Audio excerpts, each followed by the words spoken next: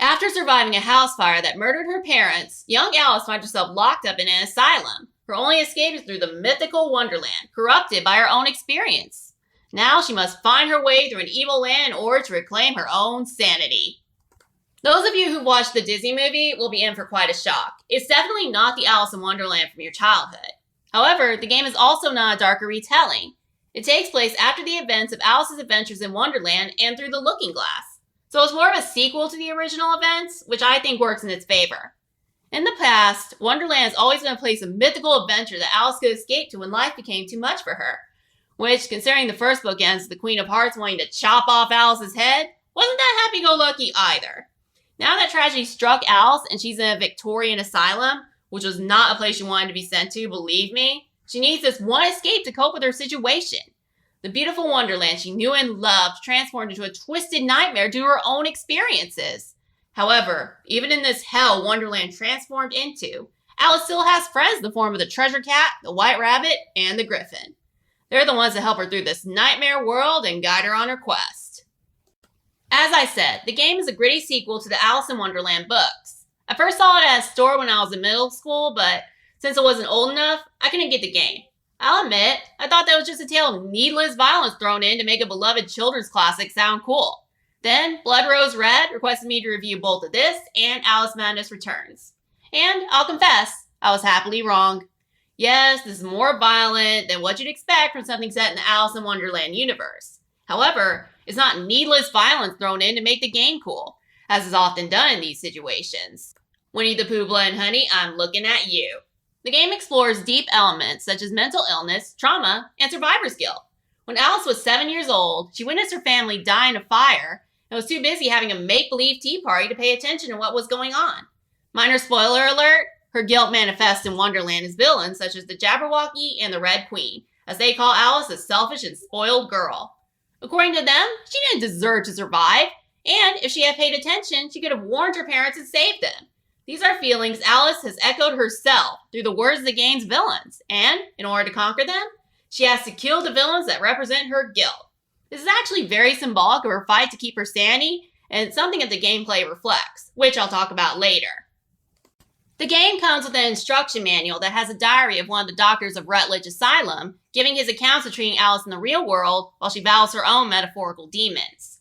Unfortunately, the copy of the game I bought didn't come with a casebook, so I had to look it up in the game's wiki, which I've linked to in the description. I'm sure many of you who knew the history of Victorian asylums think the doctor is some sadistic man deriving in the torture of an innocent young girl. I actually had a book called Women of the Asylum, and it documented cases of women who refused to submit to the patriarchy, finding themselves committed to the asylum for a mental illness.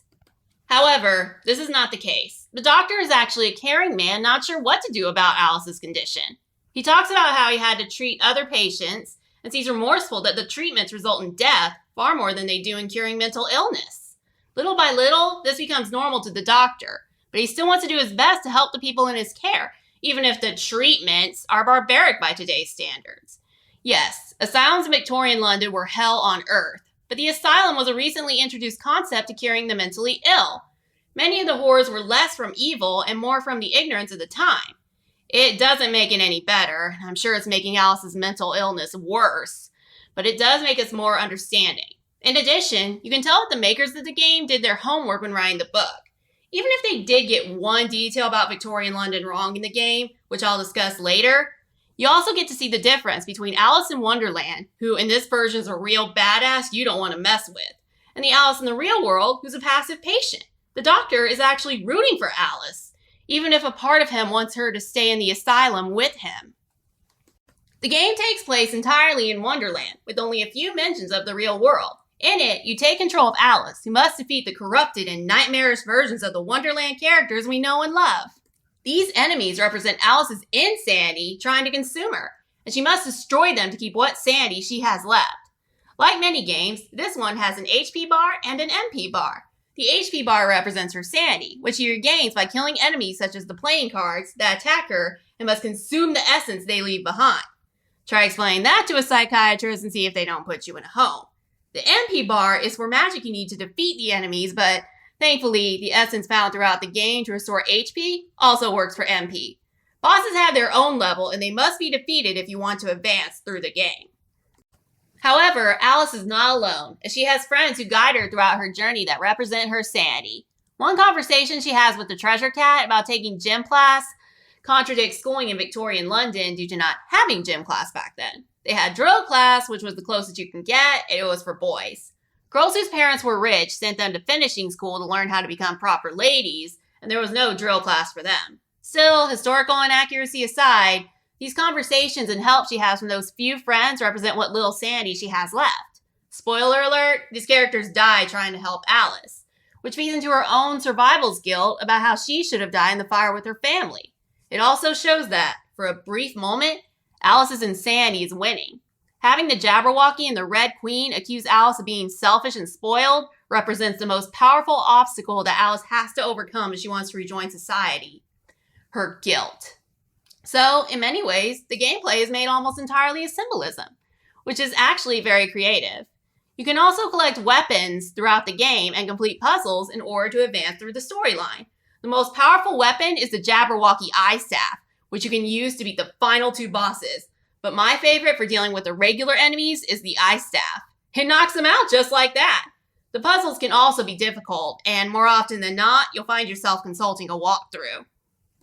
As for the horror element the game tries to represent, I admit that I didn't really find it that scary. I found it interesting from a psychological perspective, as I already discussed, but I wasn't really trembling in my seat.